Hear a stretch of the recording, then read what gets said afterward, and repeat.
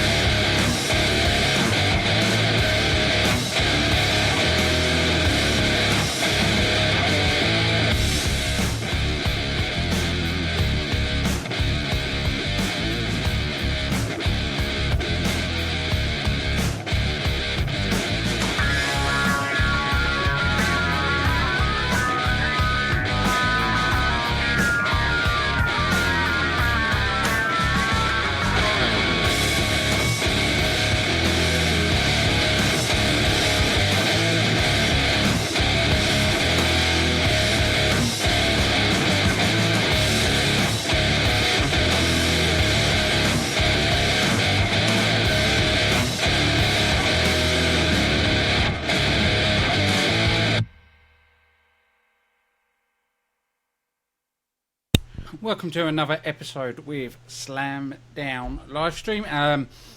If I sound a bit weird, I've just been to the dentist and had some work done, so I might sound a little bit weird at the minute. I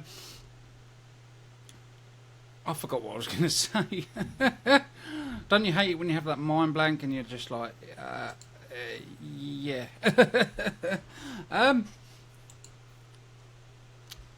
I don't know if I liked Impact this week. Don't get me wrong, the main event was brilliant. The thing I didn't like was the Battle Royal itself. It felt like they was only doing it to get a certain person over, to get Shira over because they're in India, which I don't think they needed to do. We got, because it was, you know, being part of Sony 6 and all of that, so I get that, but I don't know. I just I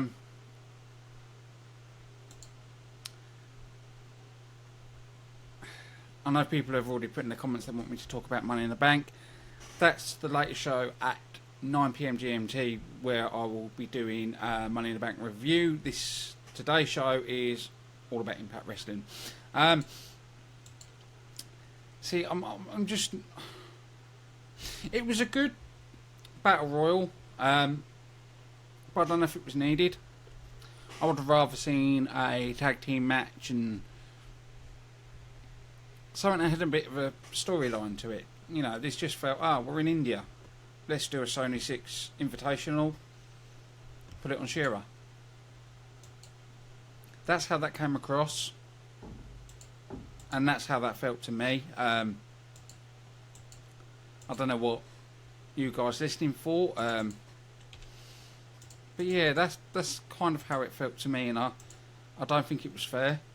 That, you know, there is so many ways they could have gone. And to go down that way, I don't know. I'm a bit sceptical, but the Battle Royal itself was good. I can't fault that in any way, actually. But that aside, yeah, I enjoyed the show. It was quite funny to see Swoggle in the match. As we can tell at the moment, Swoggle is being used more in Impact Wrestling. I hate having this lisp at the minute. It's doing my head in. But no, yeah, overall...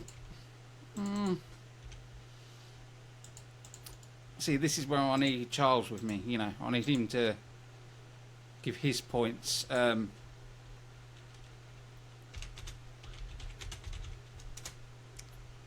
But today's show's been a little bit rushed. Because believe it or not... here we go. I talk about the bloke, and then he comes on. It's perfect timing. You've got absolutely impeccable timing. Well, I kind of got these mixed up. I was thinking 10 o'clock, but I was wrong, so it's all right. But I'm here. I was just talking about the Sony 6 Battle Royal. I don't think Impact needed to do that. I You felt say you don't think do it? I just felt they rushed it, and they did it because they're in India. They thought they'd do this and would just put it on this bloke because he's Indian. That's how that came across. Right. That's exactly what I got. That was just to give Mahabali Shira, a push, some shine in his home country, because they did the whole package, the video package, for week after week about how he's returning, how they're making history in India. So it's only right that you give Mahabali Shira, Indian man, his complete 100% shine. It makes sense. We all know what the purpose was, because think about it. Moose came into the match, and Moose was only in the match for what, a minute and a half. So that goes to show you that this wasn't really a match to really showcase a bunch of talent and to showcase, even though there was some pretty decent names in there, but it wasn't a match to do anything but primarily showcase Shira, and I'm cool with that. I'm fine with that. Oh yeah, because the battle royal itself wasn't bad, but I just think they could have gone around it in another way. Yeah, I agree, because I didn't really necessarily like the match because it wasn't really much wrestling involved, much impact. Like even the one-on-one match with KM was kind of lackluster. Just being honest, it wasn't like it was a great one-on-one match. Like you said, it was obvious it was made to make Shira look good, because Shira didn't really sell too well in the match either. Like he didn't take some clothes. He's supposed to do some clotheslines, but he didn't take them well. It was kind of, I get it. It looked like it was just thrown together. They might even put it together that night. Who knows? So, but I totally get it. Like I said, I'm fine with it because of the purpose was to give Shira his shine, which is smart, in India. So I'm fine with it on that aspect. Anytime other than that, yeah, I probably would have ate it all up, because it was thrown together. Not, it wasn't thrown together too well. Yeah, I totally agree. I've got to look, even though I was sceptical on that match, the rest of the card I found was brilliant. I loved the whole E-Sing 3. I thought that was brilliant. And that's one thing EC3 does really well, is the way he plays his character. Yeah, I agree. It's like he gets creative. He takes the circumstances and the situations and his run with him. It was just incredible. It was smart. I like how when he hyped him up and then just went the complete heel route. Thank you, sweetie. Went the complete heel route, and I'm not gonna lie, it was kind of predictable. I knew that the announcer wasn't gonna repeat and wasn't gonna translate what EC3 said, but it was still good. It was fun, and I like that he continued going on with the whole belt premise, continued to beat people with straps. I like that. I think, if you can make that kind of like a staple of EC3 now, that'd be good. Something else to go with his heel persona. I liked it. Like you said, there's a lot of creativity going on with EC3 and his character and what he does with it. Yeah, and it's good creativity as well. I don't like bashing WWE, but the way Impact has laid things out and the way they've done the comedy is more realistic. When you look at the product of WWE, when they try and do something funny, it just comes across as stupid and silly. Yeah, it comes across as corniness. Yeah. Because we've seen all kinds of gimmicks, and them trying to attempt to be funny, it just come off really, really bad, or some of them over the top. I've shown my lady here, Patty, I've shown her some things in WWE that was some over the top stuff, and I'm just like, this crazy. Like the whole Mark Henry hand thing, Mark Henry Mae Young hand thing. I never, ever, ever, ever, ever get over that. Ever, ever. Yeah. The Attitude Era wasn't too bad. It's current WWE that is really, really bad. Right. Yeah. No doubt. Yeah, I watched Money in the Bank, and yeah, that's going to be an interesting show later. I bet. Yeah. I still have to keep asking myself, why am I watching this? Why am I watching this? Why am I because watching this? But he's so cute.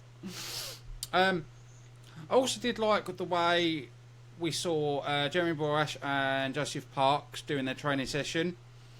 And then we saw they ended up in a Chinese food buffet instead. You know, I don't think that Joseph Park and Jeremy Borash could actually go over at Slammiversary. For the main reason... For the main reason, forget Scott Steiner, forget Joseph Parks, but you look at Jeremy Borash and Josh Matthews. Josh Matthews can wrestle. Yeah, he showed me that in that match against I don't remember his name, but yeah, I was surprised because he was on Tough Enough anyway, so he was trying to become a wrestler anyway when he stepped into the industry. Yeah. So he already had that under his belt. And to see him in a match, even though it was against a jobber, but he still showed that he has the technique, that he has, the basics to be able to get and do something. Jeremy Borash, on the other hand, doesn't, unless he's doing something we don't know about. But from what we can see, he's not equipped to beat Josh Matthews. And of course, you say, no, taking Scott Steiner out of the equation, but you really can't. How can you? There's no way you can possibly take the big bad booty daddy out of the equation. Yeah, I'm just thinking realistics. I can't see Borash and Joseph Park going over. And remember, I said that last week. I said I wanted to see Josh and Steiner go over. I think it would be better for storyline if they're not going to end it right there. Yeah. Hey, but that did go back to what you said. Lashley came out to help Josh Matthews, so maybe to go in the direction that you spoke of. Yeah, I still think Jeremy Borash, they've got something under their sleeve that's going to happen. I don't know what, but I've got a feeling something else is going to happen. I still think we might not see Joseph Park at Slammiversary because it might be Abyss that turns up.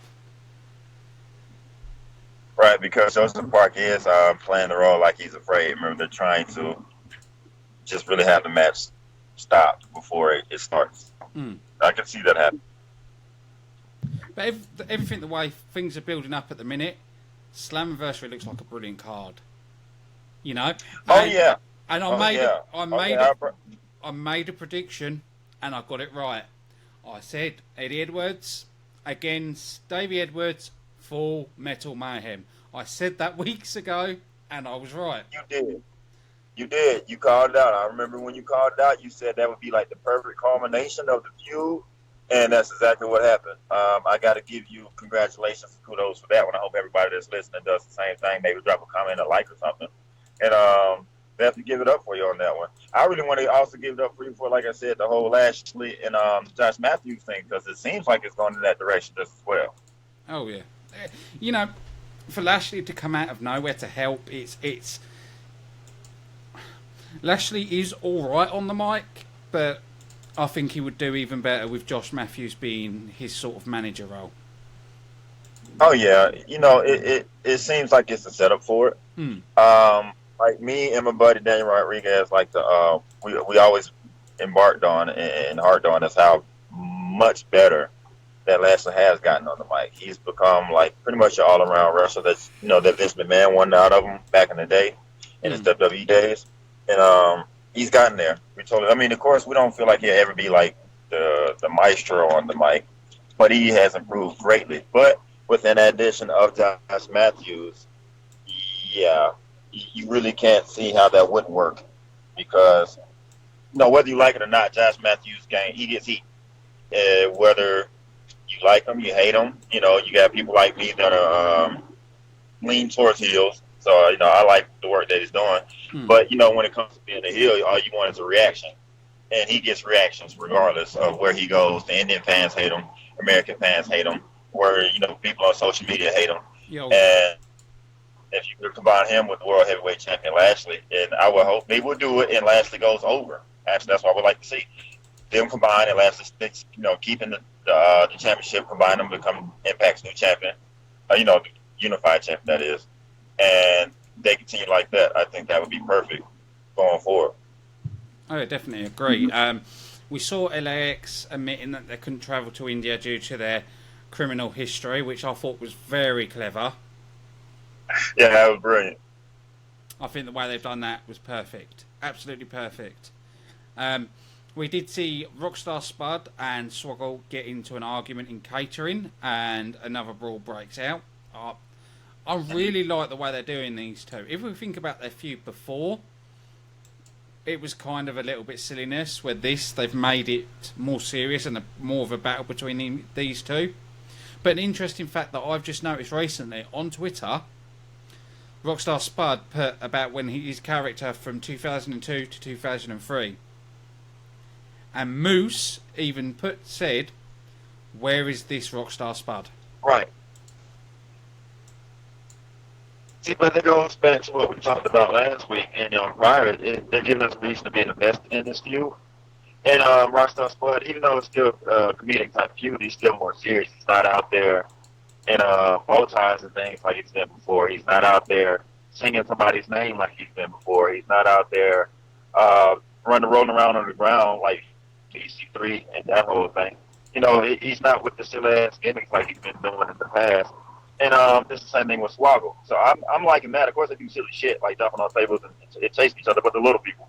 So you know what comes with that. That's going to be aimed at. They're going to shoot at it in every kind of way they can.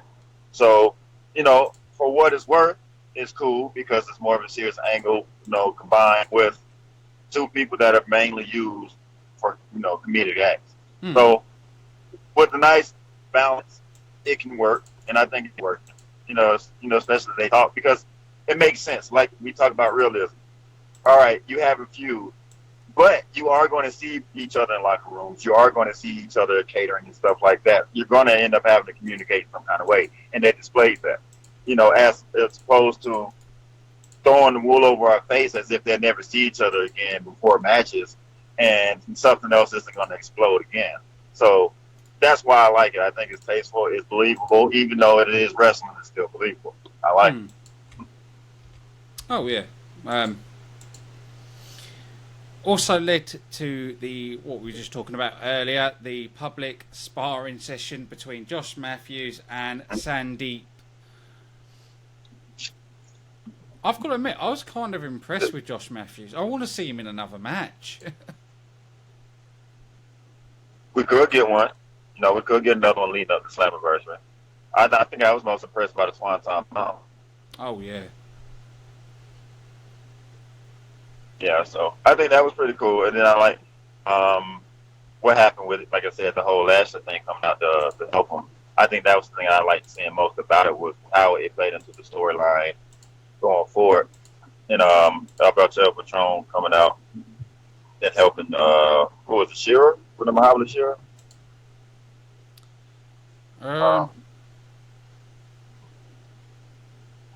I just watched that. I don't remember. But, Matthews looks the Steiner recliner yeah, on Shearer, and then Alberto El Patron makes the save.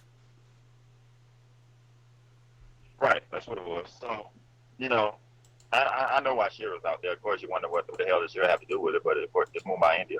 That's all you need to know. So, of course, you got to expose them. You got to have to give the fans what they want. It's just like if you go to Colorado. That's Lashley's hometown. He's from Denver. You're probably going to saturate the show with Lashley, or at least giving him the most shine, give him the most TV time.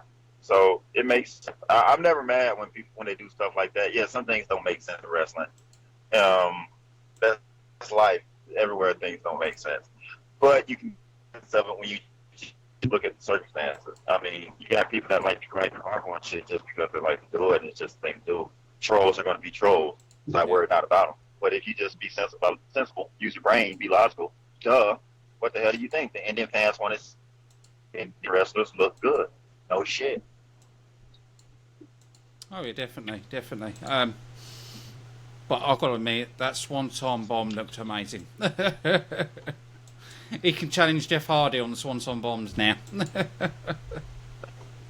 Everything that was done on that night, on Thursday, was storyline related. I thought that was cool. There was really no filler and no time wasted. Nothing was wasted, even from Spud to Swoggle.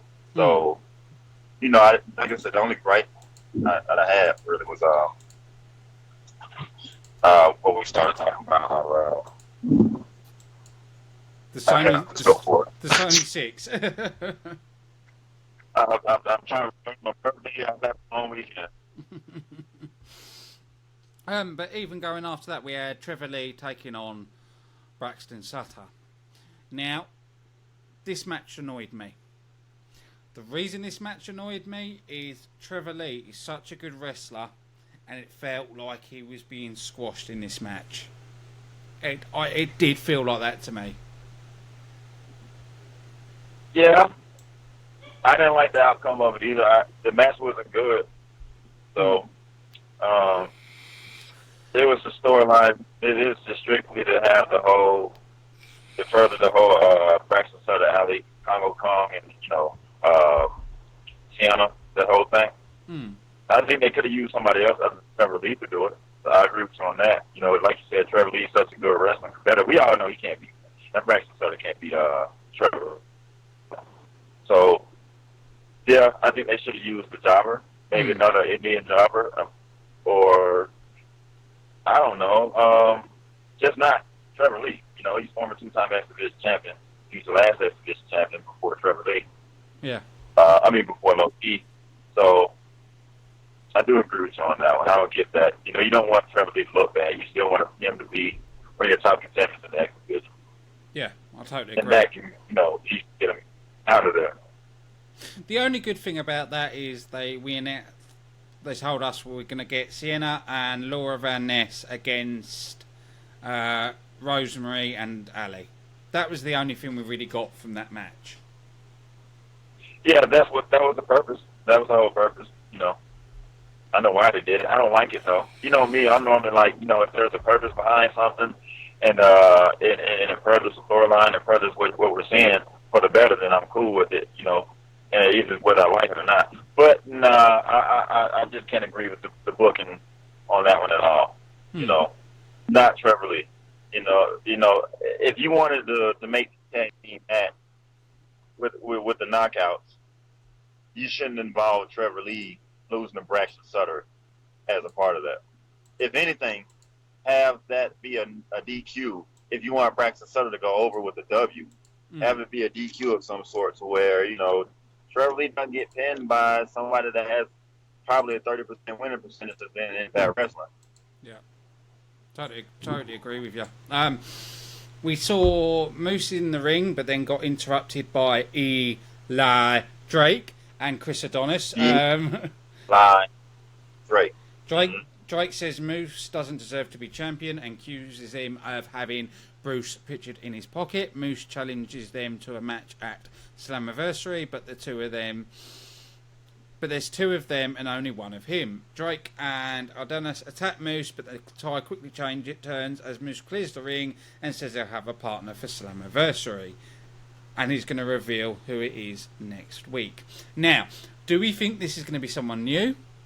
Or do we think this is going to be someone already on the roster? I will hope it's somebody new. I don't think it will be. For the simple fact that Anthem has been hyping up new people. They're coming in. Have you noticed that since Anthem's taken over Impact Wrestling, that every new competitor there or competitor that's returning has been hyped up pretty well of some sort? This hasn't been hyped up at all. With this, the first we're hearing about it. Beforehand, it was always weeks in advance, and then on Twitter, you got some kind of leak or some kind of tease or something like that. We've got none of that. Like I said, this is the first mention of it. So I think it's going to be somebody that's in Impact Wrestling right now. And I'm cool with that. I'm not mad. I'd rather be somebody new. But, there's a lot that's been done in the time that Impact has just been back. So you can wish upon a star you want to. It doesn't mean it's going to come true. So, that's true. So, but as long as it's somebody that can beat, that's, it damn sure shouldn't be a lower or mid card type of person. I'm just waiting to see. I have no predictions because it's very sudden, so it's not something that you can think of like, well, he's been interacting with this person and that person, because Moose has been a loner since leaving Mike Bennett behind. So you can't say he's associated with anybody because he's not. Shearer came out, what was that, to help and all that. But I don't know if that'd be his partner. No. Let's see. It could even be someone from one of their affiliates. They could have done it that way. Right. I would like that better. It would be cool to be like a surprise if somebody from Ring of Honor or something, because they were in talks about trying to possibly make a relationship with Ring of Honor, and Ring of Honor said that they're cool with it. They have no beef or impact, nothing like that. So maybe one of those undercover things that they were able to keep under wraps and make it happen, because there are some things that Impact has been able to keep under wraps that have been surprises, such as Booker T. No one knew that was coming. Yeah. Christian Cage. Yeah, that's true as well.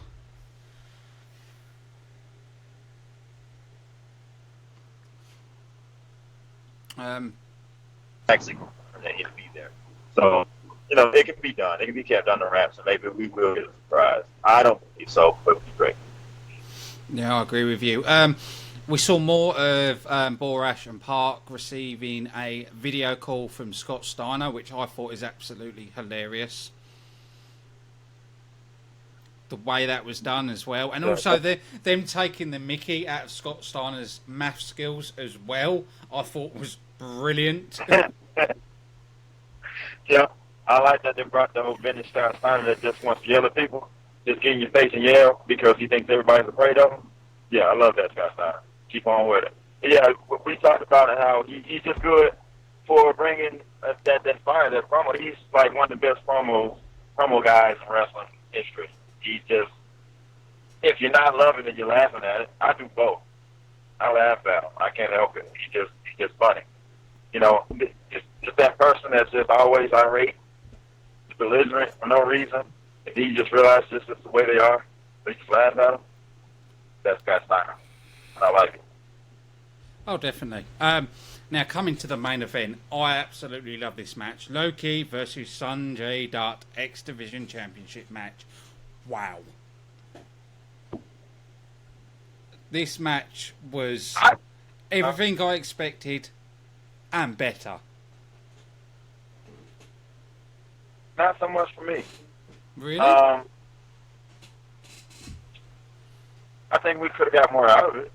Honestly, I think it was good, but for the culmination of this storyline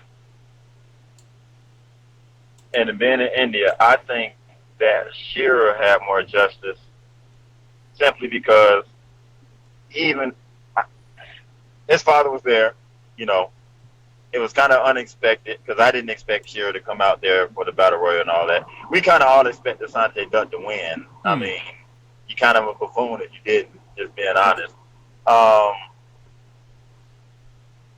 just think the match could have been better. We've seen a lot better X Division matches, even out of one-on-one with Low-Key.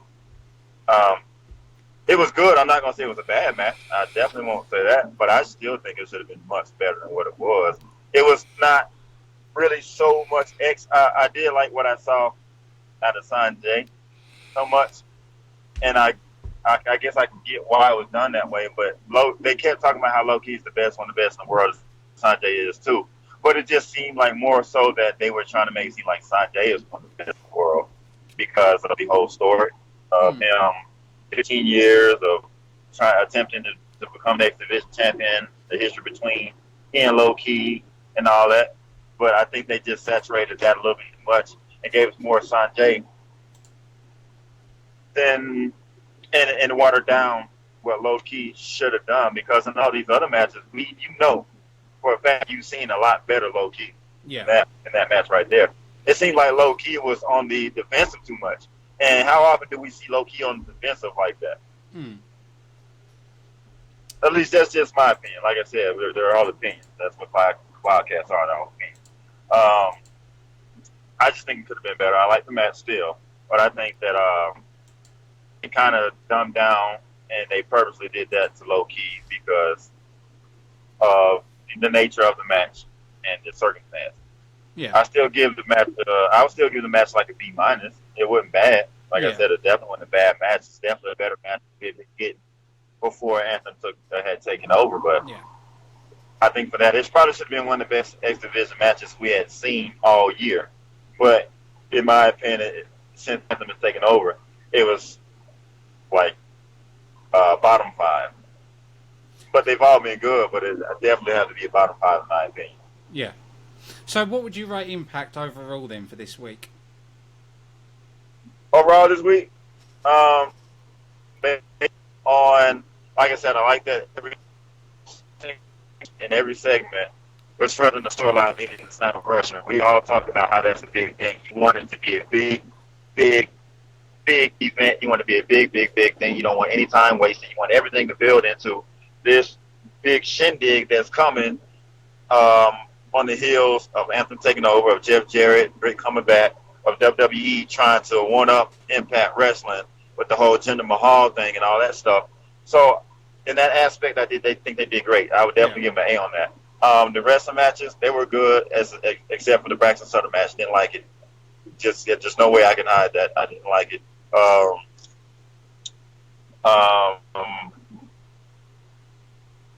The match, I think that was good with all the rest of them. So I would have to give this one a B. I would give Impact Wrestling a B this week. Yeah, I totally agree with you. Same markage I'd give it is a B. The only one thing that's really annoyed me at the minute, and it's not actually with Impact, is actually with Spike TV. Spike TV have cocked up again. We was meant to get No Surrender on the Saturday, but no, we didn't. Spike TV accidentally played the one they play, the month-old one. So, again, Spike TV have made a mistake for the second time. Wow, that's crazy. Wow, that's really crazy. So, like, aren't y'all supposed to get the pay-per-view on Spike TV? Yep, it was the No Surrender pay-per-view we had, wasn't it? The one night only, and yeah, Spike managed to play the one before that for some odd reason. Wow, they got to tighten up on that, because that's the second time, like, really quickly. Yeah. Oh, yeah. Something needs to be done about it, because to happen that close together is not right. Yes, I understand they make mistakes, but to be in that short period, right? That's a national television station should not be making those kind of mistakes over and over again. Precisely. The one thing I do want to quickly cover is I can't even call him Mike Bennett because he's not called Mike Bennett anymore. Oh my God! Hey! I didn't want to speak on that because it's not really Impact Wrestling related anymore. So I'm not. I'll let you say what you got to say about it. I'm going to keep my mouth closed and go on some other wrestling site and bark. I'm going to really bark and make a lot of jokes. Yeah, but when there was Impact, they were the miracle. The gimmick was good. So now in WWE, and he suddenly decided, nope, I don't want my last name anymore. I'm taking hers. So he's whipped. So fair enough. Which we knew he was whipped anyway. But yeah, to be this whole love angle, we're going to teach you about love. Really? The only thing that they kept, what they used in Impact, is when she said, I'm the First Lady. That's the only thing similar we've seen, but that's what they want.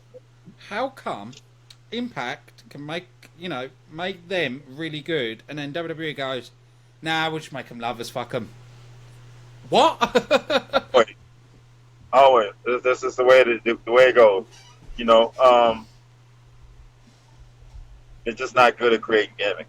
It's just not. That's why the ratings continue going down.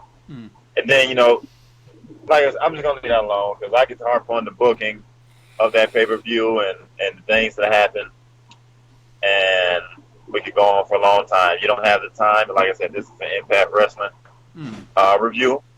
Sponsored by Impact Fan Nation, so we're not even going to get into the whole other side of the spectrum. One thing I will say, though, is, WWE fans have always been against Impact Wrestling from the start. Now, a lot of WWE fans took the mickey out of Impact when Mike Bennett was in Impact. But now he's in WWE, they're like, oh, he's amazing, Mike Bennett's here. But you bitched about him when he was in Impact. What goes through the head of some wrestling fans? I just don't know. It's always like that. It was like that with the Hardys. It was like that with well, everybody wanted AJ, so they can't really say that. Well, but hey, you never know. It was like that with Bobby Roode. It was just like that. Everybody, you don't want them, you don't like them, and then they get in the WWE, and then you like them, and they're so great now. So whatever. It's annoying. It really is annoying. I can't understand why fans can't appreciate people and appreciate other competition. You know, when it was the whole WCW and WWE thing, you didn't hear fans moan about when Booker T was signed to WWE and stuff like this. So I don't get it. I really don't get it. I just can't understand why there is so much hate. Shouldn't competition be good? Yeah, it's a lot.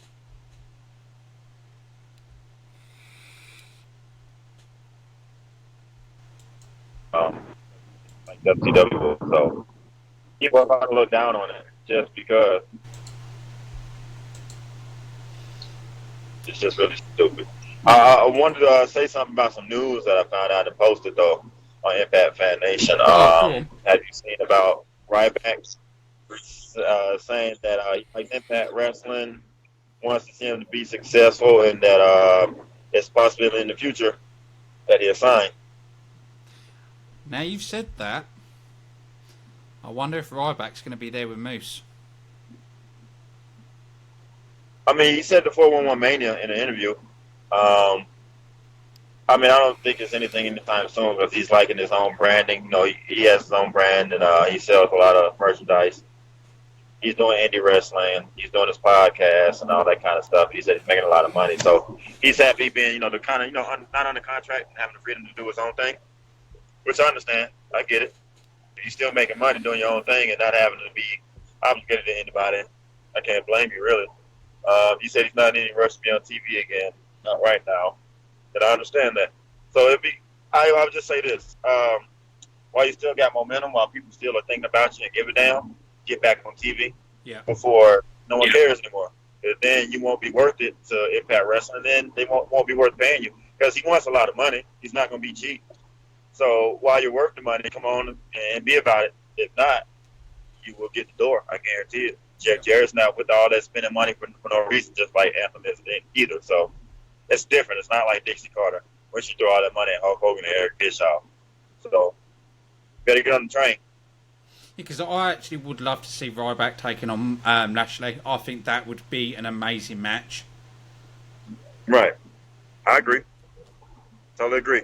You know, hopefully we'll get Swagger sometime soon. Or good Jack Swagger. Or what he calls himself in the Indies, the man formerly known as Jack Swagger. Which is retarded. But yeah. But one thing with Ryback is if Impact did sign Ryback, they wouldn't need to worry about his name because he's changed his name by default to Ryback. Yeah. So he can still be called Ryback. Name, Ryback Reynolds. Yeah, he can use it all he wants to. Sure can. We're not going to have the issue like with Cody where he can't use his dad's last name because of WWE. At least Ryback, they don't need to rename him. He can still use Feed Me More and everything else. Right. Well, I'm not sure about the mannerisms because I think that's probably still trademarked by WWE because you know those contracts are stated to where you know your gimmicks and things that you have are now their property once you come up with them when you're in the company. You know, that was the whole Broken Hardy situation. It's the same thing. So, yeah, I think he'll be able to use Ryback. I mean, I know he will because this is his real legal name. But the whole Feed Me More and all his mannerisms in WWE, he won't be able to use those. Yeah, but he's using the Feed Me More and it's the name of his merchandise and everything else. So he can get round it through that way. Oh, okay. Right. He's been very clever and done things very cleverly, actually. Exactly. As long as you're smart about it, you can still keep that in the momentum going with what you've been doing. Oh, and with him, you don't want to switch his gimmick up. You want to keep that same thing going, the whole Feed Me More thing. Oh yeah, definitely, definitely. I think that's everything. I don't think we've missed anything. Nope. I know. My battery's about to die. Anyway, you know, like how that likes to happen sometimes. Yeah, and I've got well, I've just had dentist, and now I've got hospital appointment coming up in about 20 minutes. So I want to say a big thank you for everybody listening. Big shout out to Impact Fan Nation, and big shout out to my other sponsors, Smack Talks. It's been another Impact Wrestling review, and I can say one thing: is I'm excited for Slammiversary. Oh yes, indeed. And speaking of that, we should have spoke on it. We're planning on Slamdown, Impact Radiohead, and King of the Mountain podcast. We're in talks about doing a super show for Slammiversary between the 3 podcasts and shows. So I'm thinking that should happen. I hope so, because I love all those guys. BQ, the Chef, you know, everybody at that camp, you know, those guys are great. BQ, welcome back, you know, from all that was going on with your family and your move and everything. It's good to see. So everybody check out the Kingdom Mountain podcast. It's a great one. Check out Impact Radioheads, TNA Mafia. So check them all out. And of course, check out Slamdown and TNA Fan Nation on Impact and Twitter. Impact Fan Nation on Twitter and Facebook. And I want to say thanks again for joining us again, Charles, and it'll be seeing you again next week. Indeed. Thanks for everybody for tuning in, and we will be back on air at 9 p.m. GMT covering how badly Money in the Bank was. See you all again soon.